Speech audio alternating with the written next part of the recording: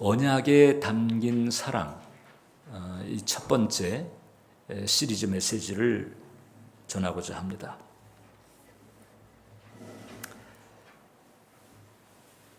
이 청소년들에게 이제 대부분 있는 기질 중 하나가 이제 청개구리 기질이 있습니다. 말을 안 듣는 거죠. 그래서 그 어느 시골 마을에 평소에도 뭐 부모님서부터 어른들 말을 지독스럽게도 안 듣는 이 청개구리 소년 그룹들이 산에 놀러 간 거예요. 놀러 갔는데 자꾸 이제 호기심이 생기니까 자꾸 이제 골짜기를 파고 들어갔습니다. 그런데 좀 늦지막히 올라간 까닭에 이제 땅거미가 지는데, 이 산행을 자주 하시는 분들은 알겠습니다만은 그 땅거미가 순식간에 져버리게 되면 이제 어둠이 깔리는데 길이 전혀 분별이 안 됩니다. 후라시가 있으면 모르는데 그것도 없으면은 전혀 길을 찾을 수가 없어요. 이 소년들에게 이제 그와 같은 상황이 닥쳤습니다.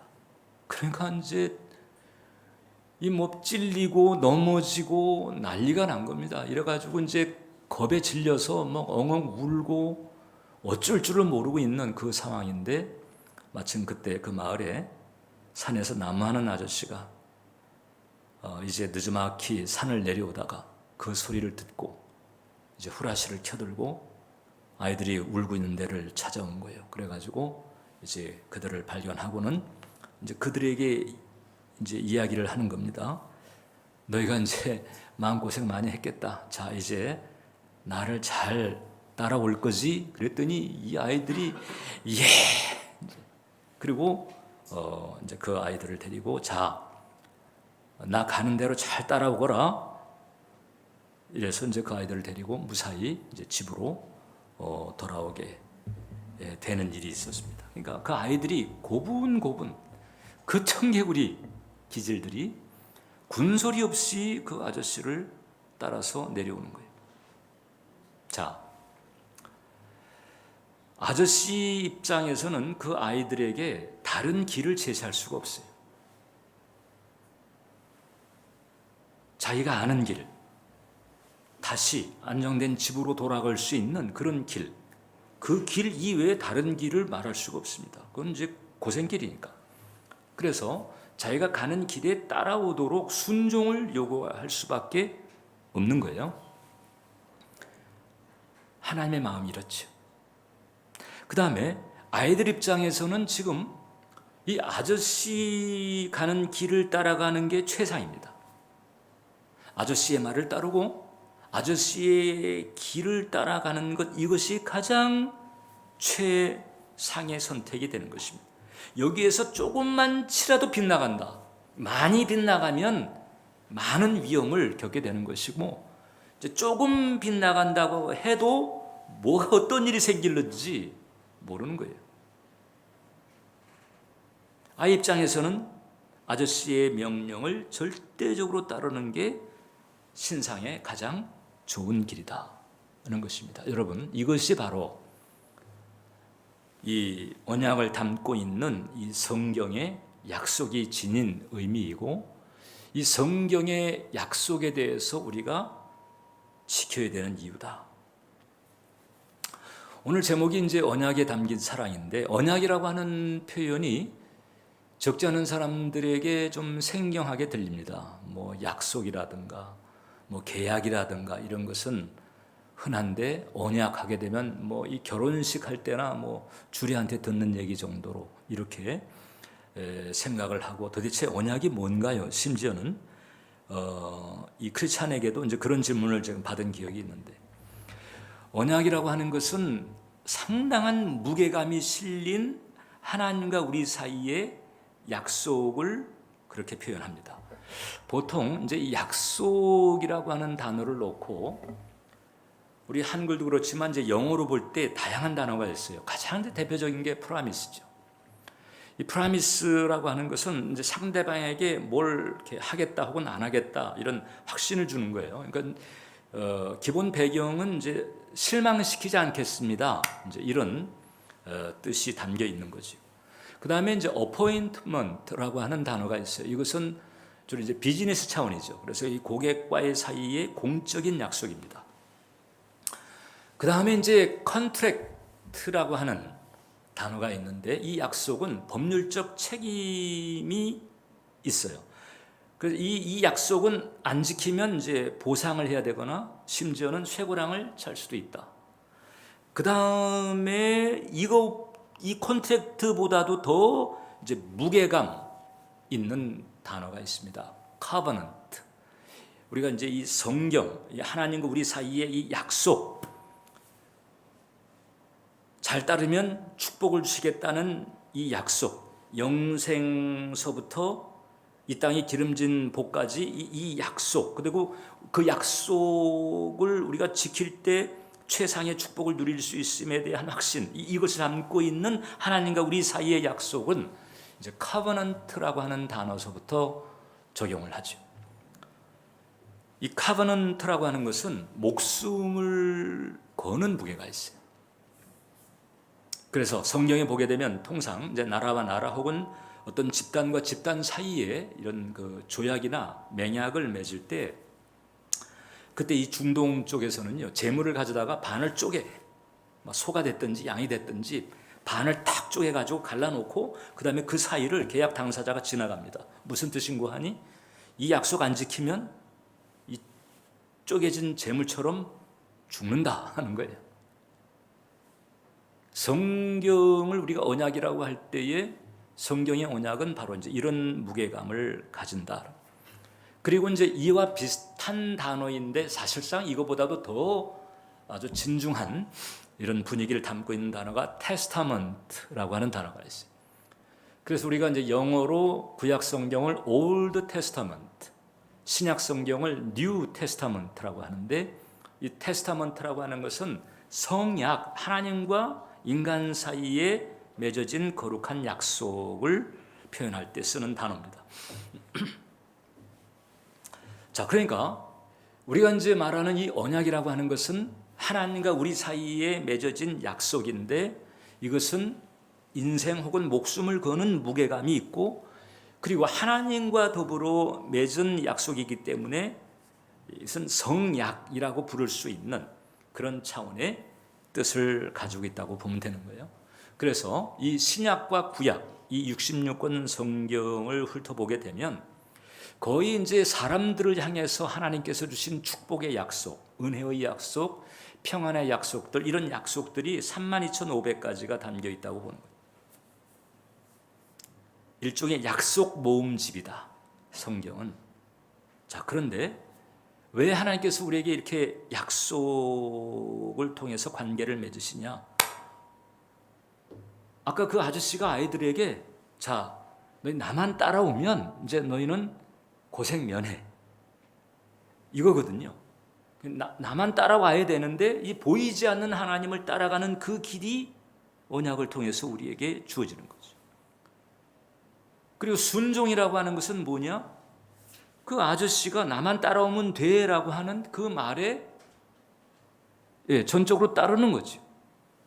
그리고 아저씨가 인도하는 길 이외에 다른 길로 가지 않는 거죠. 그게 아이들한테는 최상의 축복이고 결과를 가져오는 거잖아요.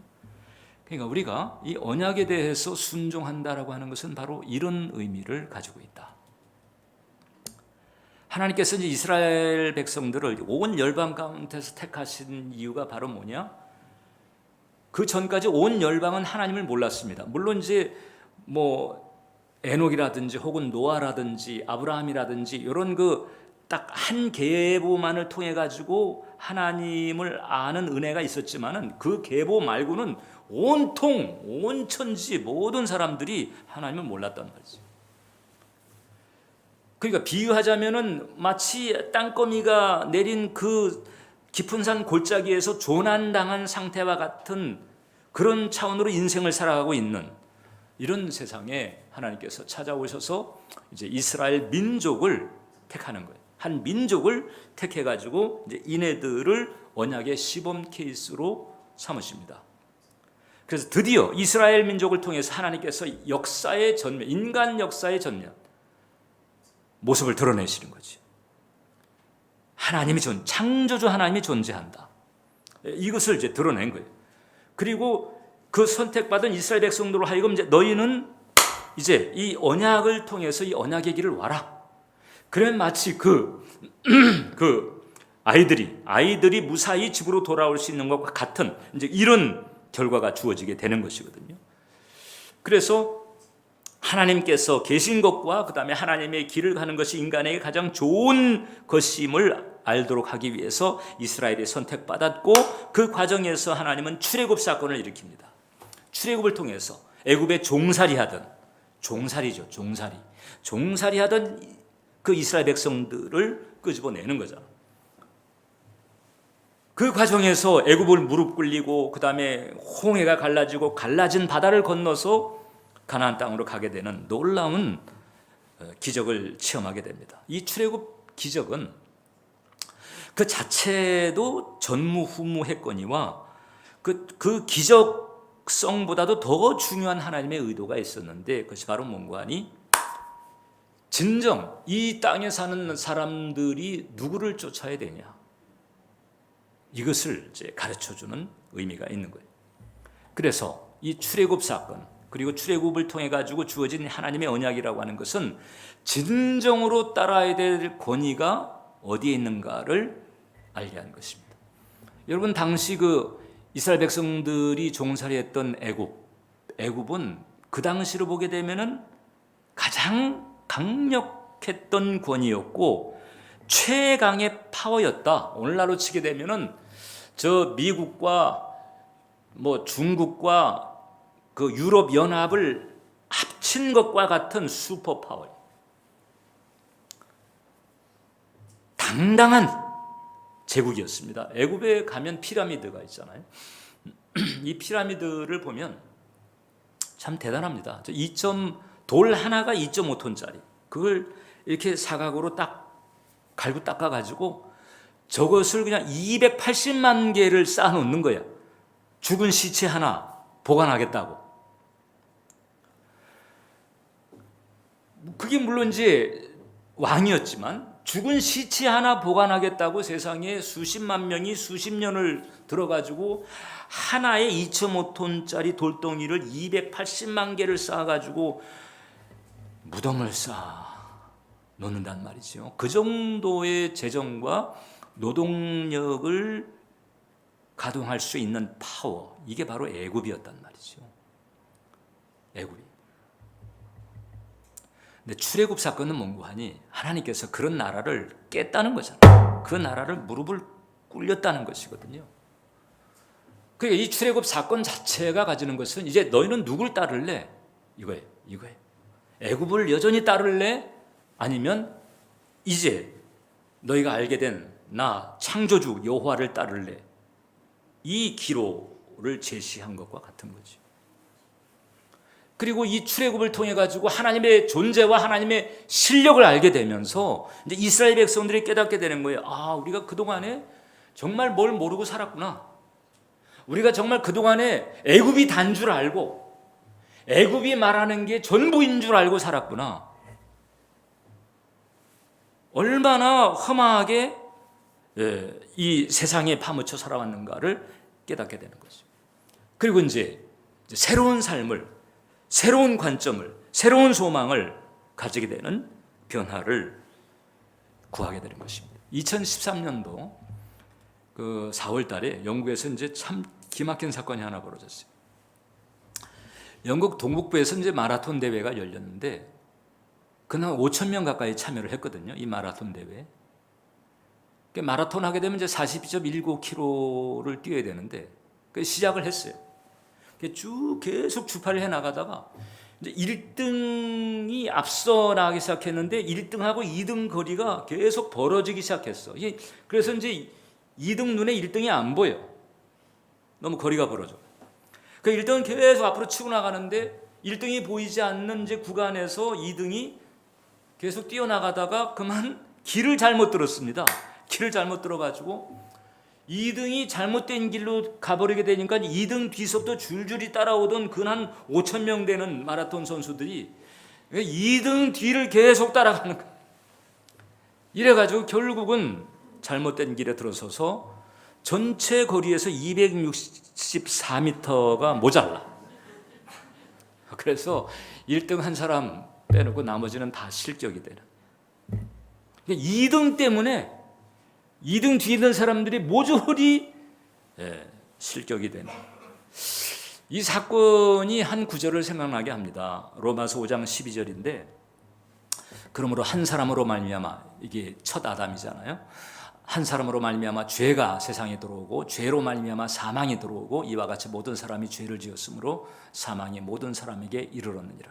첫 아담이 죄를 짓고 하나님께 범죄함으로 이제 하나님과 사이에 결별이 생겼고 에덴의 동쪽에 쫓겨났고, 그러니까 첫 아담 이후로부터 태어나는 모든 인류는 하나님 모르고 태어나는 거예요. 하나님과 결별된 상태에서 태어나서 하나님 모르고 자라고 하나님 없는 교육을 받고, 그러니까 하나님이 창조주가 되시고 하나님이 주권자가 되시는데 거기에서 하나님을 모르니까 이 엉망인 상태가 되는 거죠.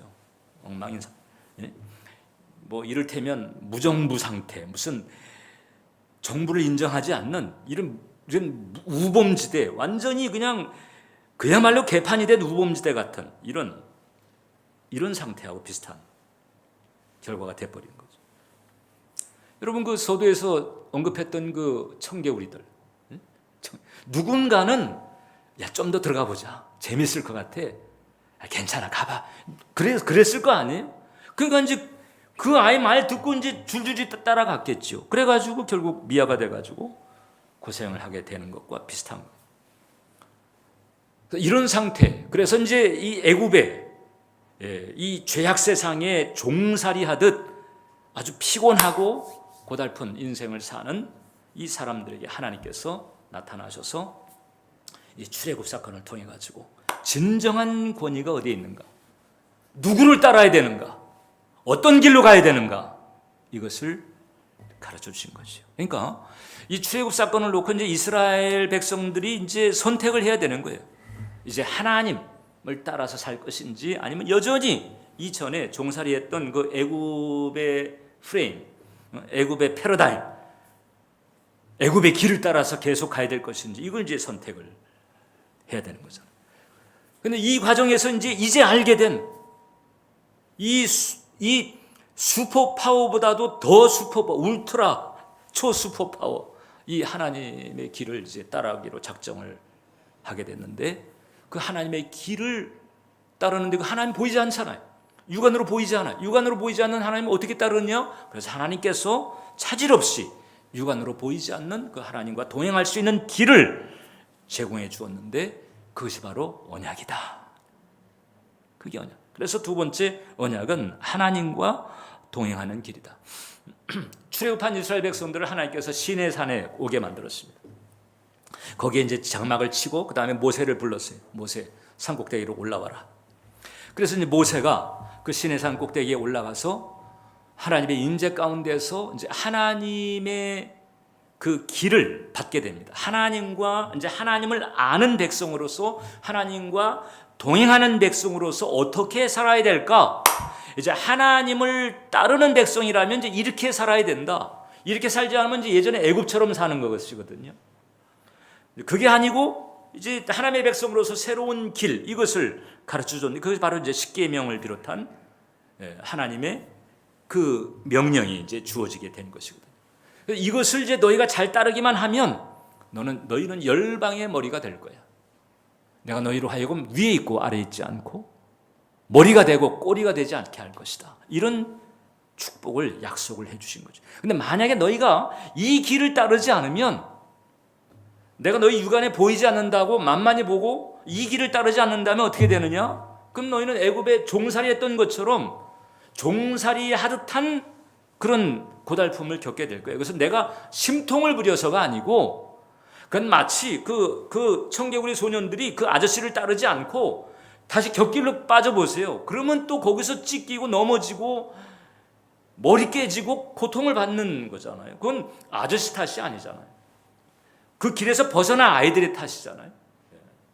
그러니까 너희가 이 길을 잘 따라와. 이게 바로 여러분 하나님 말씀이 가진 의미고, 계명이 가진 의미다라고 하는 거예요. 자, 그래서 이 하나님의 이 언약을 가지고 나와서 이스라엘 백성들에게 얘기하니까 이스라엘 백성들이 예, 우리가 다 지키겠습니다. 뭐 당연히 그렇게 반응하게 되죠. 출애굽기 24장을 보면 모세가 피를 가지고, 여기서 피는 희생제물의 피예요.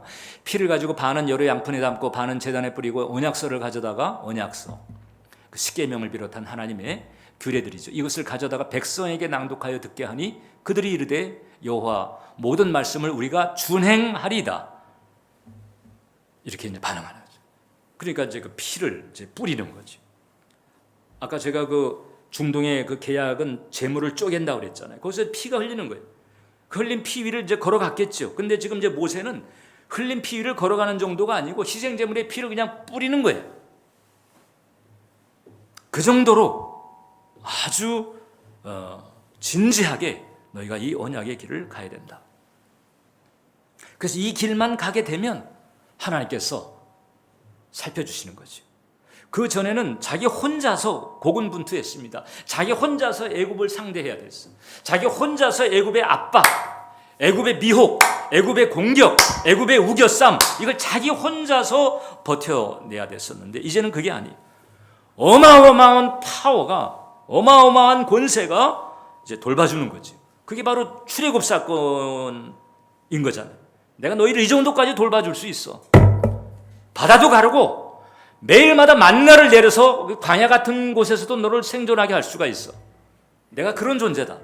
나를 신뢰하고 나를 잘 믿고 따르기만 하면 어떤 형태로든 너희 삶에 이런 보호, 이런 공급이 있게 될 거야. 이거거든요. 이거거든요. 그러니까 이게 엄청난 축복인 거죠. 믿으십니까? 믿으셔야 돼요. 엄청난 축복이에요.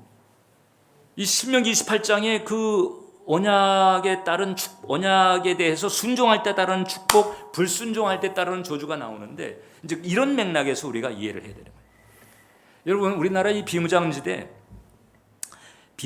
있잖아요. 비무장지대가 이게 중무장지대예요. 왜냐하면 여기가 지뢰가 한 100만 개 정도, 100만 개. 우리 쪽에서 묻은 지뢰가 있고 그다음에 저쪽에서 묻은 지뢰가 있고.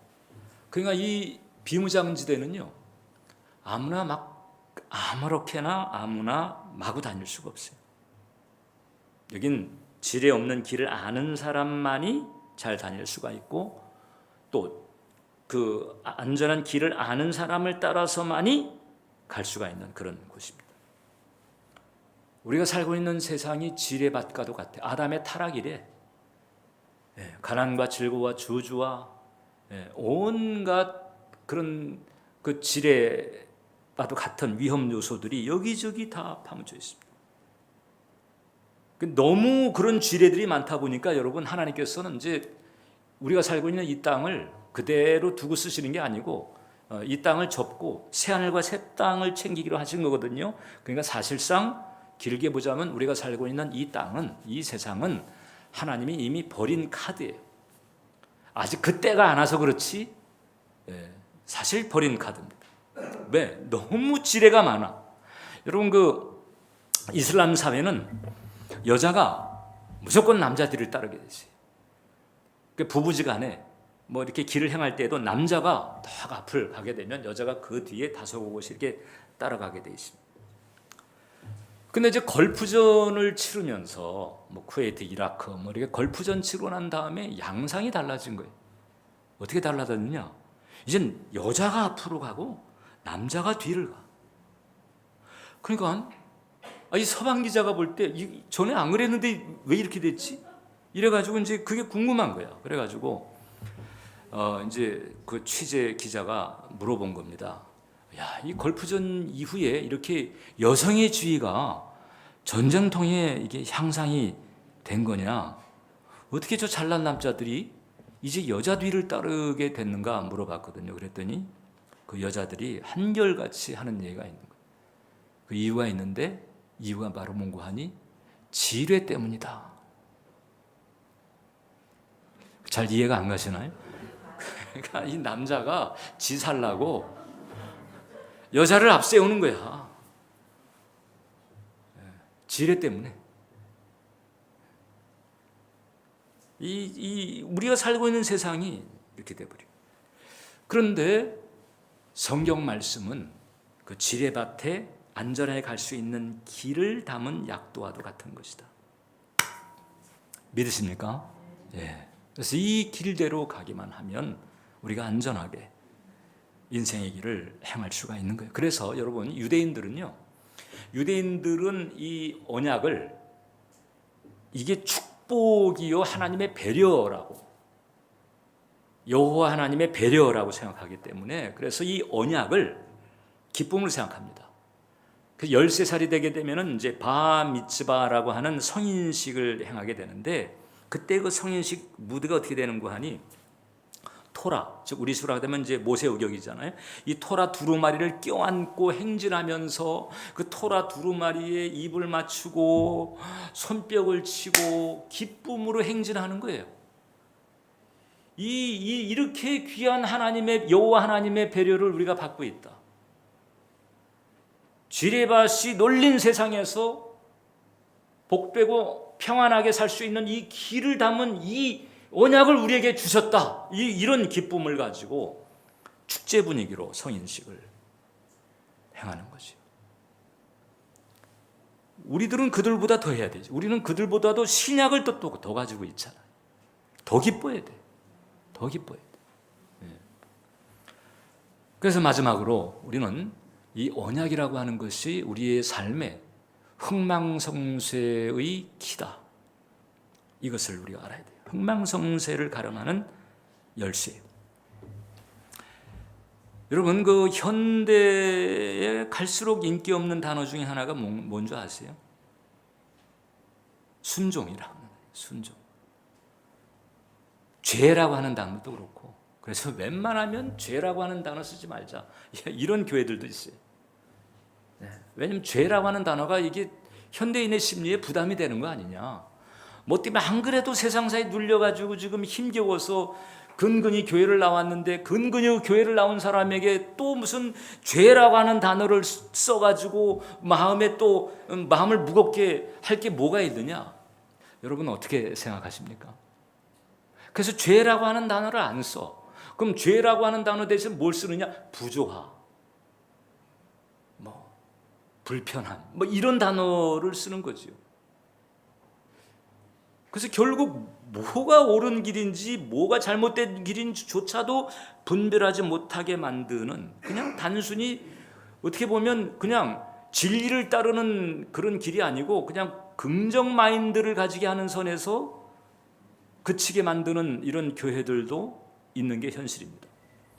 그런 현실에서 이 순종, 이런 그 단어도 이게 이제 인기가 없는 거예요. 왜냐하면 특히 이제 MZ 세대들, 지금 2030, 그 다음에 이제 2010년 이후에 태어나는 소위 그 알파 세대라고도 하는 이 세대들은요, 특징이 뭔가 하니, 이게 이제 포스트 모더니즘이라고 그래서 어떤 특정한 어떤 진리, 어떤 기준, 규범, 이런 것을 거부하는 거예요.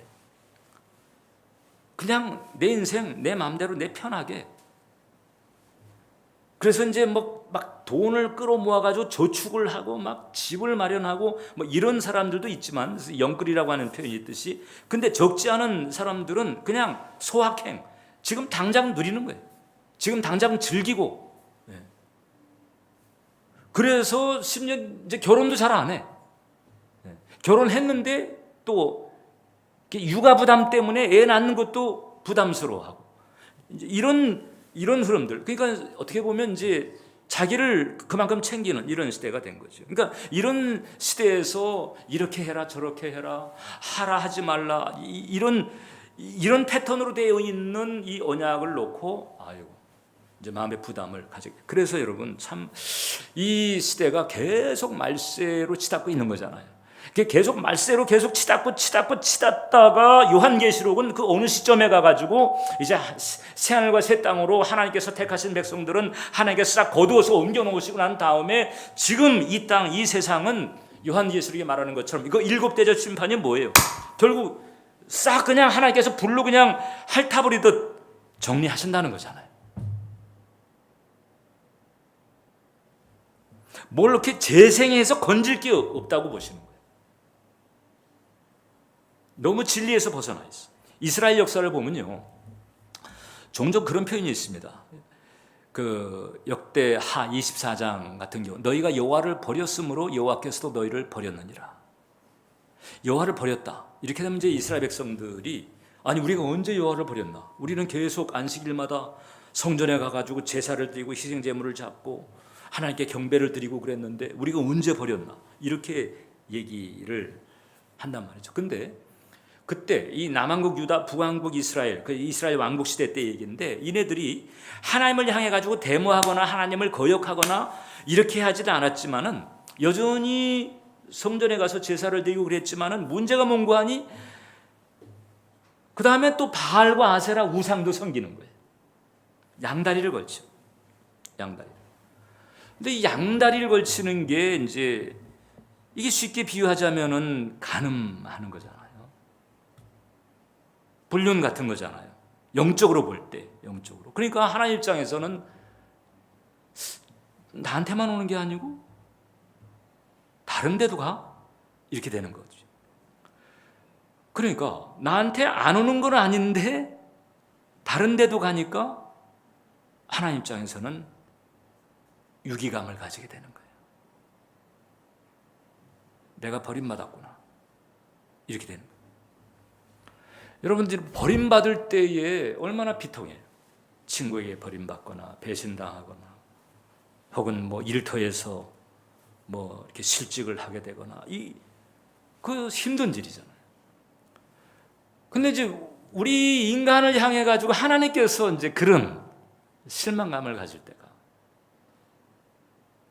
많단 말이에요. 결국 남왕국 유다도 북왕국 이스라엘도 결국은 이제 다 깨지게 되는 거잖아요. 여러분, 우리는 매일 매 순간 언약 전쟁을 치르며 산다고 보면 되는 거예요. 언약을 따르는가 아니면은 세상을 따르는가, 언약을 따르는가 애굽을 따르는가, 이거지. 언약을 지키면 승리하지만 이제 언약을 못 지키면 이제 하나님이 이제 유기감을 느끼는 거죠. 배신감을 느낄 수 있는 거죠. 우리가 이제 그래서 우리가 하나님과의 관계에서 우리가 이렇게 안이해지는 것을 주의할 필요가 있다. 신학 용어 중에 여호와 전쟁의 이중성이라고 하는 게 있어요. 여호와 전쟁의 이중성. 이게 뭔고 하니, 이게 이제 특히 이제 사사 시대, 뭐 왕국 시대도 마찬가지고, 그때 벌어진 일인데, 이스라엘 백성들이 선민이잖아. 하나님의 택한 선민이고, 그래서 하나님의 사랑을 받고 하나님의 배려를 받고 이렇게 하고 있는데, 이네들이 그만 마치 무슨 간음하듯 불륜 저지르듯 양다리 걸치듯 이렇게 이제 하나님을 실망시키게 되니까, 그러니까 이제 정신을 차리게 하려고 그 이스라엘 주변에 있는 그 숙적들을 하나님께서 이제 징계의 수단으로 사용하시는 거예요. 그러니까 이스라엘 백성들의 숙적입니다. 그러면 이제 이스라엘은 하나님의 선민이고, 그러면 원래는 선민인 이스라엘을 하나님께서 보호하시고 이스라엘의 숙적들을 손봐 주셔야 되는데, 이게 지금 이스라엘 백성들을 손봐야 되는 상태야. 그래서 도리 없이 하나님이 이스라엘의 숙적들과 연합이 돼가지고 오히려 택하셨던 이스라엘 백성들을 대적하는, 이게 이제 사사시대, 이게 왕국시대의 모습이었거든요. 이게 이제 여호와 전쟁의 이중성이라고 하는 거예요. 왜냐하면 언약을 벗어났기 때문에. 그 언약을 벗어난 게 그럼 그렇게 하나님께 실망스러운 일인가? 여러분, 영적으로 볼 때는 중립지대는 없어요. 영의 세계에는 하나님 쪽 아니면 사탄 쪽이에요. 자, 그러니까 하나님께 순종하지 않으면 사실상 사탄에게 순종하는 것과 같은 거죠. 그래서 언약을 벗어나면 사탄을 따르는 거예요. 그 아저씨가 후레쉬를 들고 길을 찾아가고 있는데 그 아저씨에게 벗어나면 어둠인 거죠. 후레쉬의 빛은 사라지는 거예요. 중간지대가 없어요. 중간지대가. 그래서 하나님 편에 서는 것이 대단히 중요하다. 하나님 편에. 하나님 버리는 편에 서지 말자. 하나님 편에. 이게 작은 규례도 큰 규례도 있잖아요. 우리들은 통상 이제 아니해지는 이유가 뭔고 하니 내가 살인, 뭐 강도, 뭐 이런 짓을 안 하게 되면은 뭐 그래도 괜찮지 않아? 뭐 나 정도 좀 살아보라고 그래. 그 세상 기준에 맞춰가 애굽의 기준에 맞춰 가지고 안도하는데 우리의 기준이 애굽의 기준이 아니거든. 우리의 기준은 여호와 하나님의 기준인 거예요. 애굽의 기준에 비춰보게 되면 다 죄인이니까 뭐 나 정도 살라고 그래 이런 얘기 나오지요. 근데 여호와 하나님의 기준에 딱 비춰 버리게 되면 우리가 얼굴을 들 낯이 없는 거죠. 그러니까 여기서 이제 우리가 이 하나님의 기준에 맞춰서 그게 이제 하나님 언약인데 그 언약을 따르는 길로 어떻든 우리가 힘써야 된다. 그래서 하나님을 버리는 편에 서지 말아야 된다. 그래서 우리 언약에 대해서 감사하는 마음, 고마운 거잖아요. 아까 우리 소비에 아멘 했던 것처럼 이제 이 길이 살 길인 거잖아요. 믿으십니까? 네. 이 길이 평안할 수 있는 길이거든요. 이 길이 형통할 수 있는 길이거든요. 여기에 영생도 있고 축복. 이 길을 주신 은혜에 감사하면서 하나님의 배려에 대해서 찬양하면서 순종의 길을 걸어가게 되면 그러면 하나님께서 그 사람에게는 축복으로 반응하신다는 거예요. 신명기 28장을 보면 이 하나님의 언약에 언약에 순종할 때 따르는 축복이 이렇게 돼 있다. 내가 내 하나님 여호와의 말씀을 청종하면 이 모든 복이 내게 임하며 내게 이르리니 성읍에서도 복을 받고 들에서도 복을 받을 것이며 내 몸의 자녀와 내 토지의 소산과 내 짐승의 새끼와 소와 양의 새끼가 복을 받을 것이며 내 광주리와 떡반죽 그릇이 복을 받을 것이며 내가 들어와도 복을 받고 나가도 복을 받을 것이니라. 할렐루야. 이런 은혜가 있다. 근데 여기서 이제 질문 내가 한번 받은 적이 있어요. 언젠가 여기 집회 가가지고 이제 이 순종에 따르는 축복을 얘기했더니 집회 끝나고 목사님, 저는 그렇게 순종하려고 애를 썼는데 왜 그 신명기 28장의 축복을 내가 실감을 못합니다. 이 이유가 뭐지요? 그래서 이제 찬찬히 그 얘기를 좀 해봤더니 그분은 이제 교회 다니는 거를 잘 순종하고 있다고 생각을 한 거예요. 여러분 이제 교회를 다니는 것이 중요한데 요는 이제 교회를 다니면서 예배를 참석하는 것만 하고 그 다음에 일상의 생활에서는 언약대로 살지 않은 거야 그분은. 목사님 저는 성수주의를 하고 헌금도 잘 드리고 제가 하나님에게 성의를 다 표시했는데요. 그러니까 예배를 어떤 그 의식에 참여를 했고 또 헌물도 했지만 그분의 그 이 마음가짐, 그 가지고 있는 어떤 사고 방식 있잖아요. 그 다음에 어떤 생활의 그 분위기 이런 분위기는 보니까 언약에 맞는 게 없는 거예요.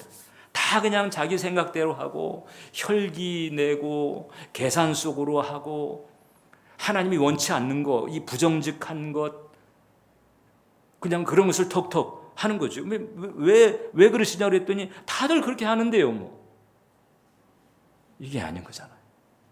그래서 이제 우리의 삶에도 어떤 부분은 이제 언약에 따르는 부분이 있는데 어떤 부분은 언약을 따르지 못하는 부분이 있는 거예요. 특히 이제 하지 말라라고 하는 것은 그래도 경계하는 마음을 가지고 안 하려고 하는데 특히 이제 우리가 방심하는 부분이 하라라고 하는 것을 안 해. 이런 경우가 많아요. 사랑하라, 용서하라, 존중하라, 축복하라, 섬기라. 이 하라라고 하는 것이 있는데 이게 안 되다 보니까 그러니까 이제 하지 말라라고 하는 것을 안 했기 때문에 그래서 이제 벌은 안 받아. 근데 하라라고 하는 것을 소홀히 하다 보니까 신임을 못 받는 거죠. 쟤는 좀 내가 하라고 하는 것을 이렇게 좀 안 하네. 하지 말라라고 하는 것을 안 하는 것은 괜찮은데 하라라고 하는 것을 저렇게 안 하니 참 기다릴 수밖에 할 때까지. 이것이 우리가 어떤 부분은 되는데 또 어떤 부분은 안 되고 어떤 부분은 좋았다가 또 어떤 부분은 또 고달프고 기왕 따라가는 거 확실하게 따라가야지. 할렐루야. 그러면 주님께서 약속의 말씀처럼 머리 되고 꼬리 되지 아니하고 위에 있고 아래에 있지 아니하며 꾸어 줄지언정 꾸지 않는 축복을 주실 줄 믿습니다. 기도하겠습니다. 살아계신 하나님, 너무나 감사합니다. 언약을 주셔서 이 지뢰밭과도 같은 인생살이에서 이제 평안과 축복의 길을 걸어갈 수 있는 은혜 주심을 감사합니다. 이 언약의 본질을 깊이 그리고 확신하면서 이제 감사한 마음으로 언약에 순종하는 길을 잘 걸어갈 수 있도록 도와주옵소서. 예수님 이름으로 기도합니다. 아멘.